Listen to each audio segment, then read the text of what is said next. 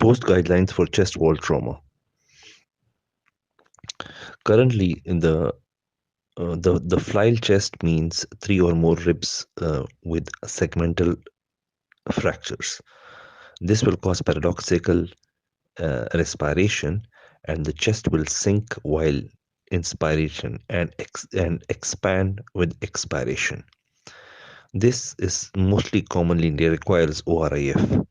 The complication which happens with the chest trauma is pneumonia, intercostal neuralgia, mechanic altered mechanics of ventilation cause respiratory compromise, significant morbidity in 33% of the cases, and mortality of about 12%.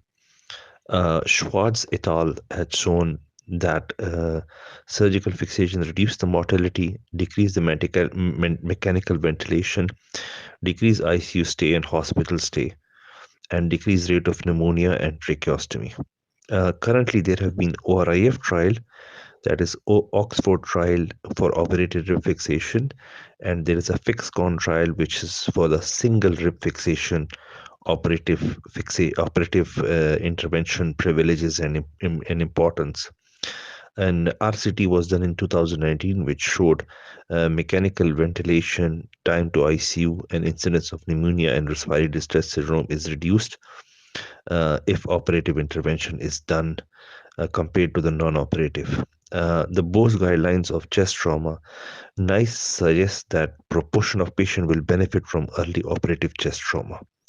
Management should be directed by a consultant-led team, exclude associated chest injuries like chemothorax, pneumothorax, and life-threatening injuries, agreed protocols of resuscitation tracheostomy, CT scan with contrast, 3D reconstruction images should be available within 24 hours, agreed guidelines for the train and antibiotics and analgesia, consultant-led MDT approach.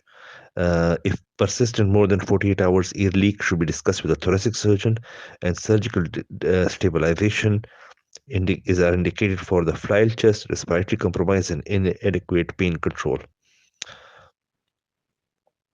Regarding a plain radiograph with lateral displace of scapula or edge of scapula more than 1 centimeter from the spinous process compared to the contralateral side should be done. Angiogram detects injury to the subclavian and the axillary artery. Management is thoracotomy for vascular injury to subclavian artery and amputation for brachial plexus injury.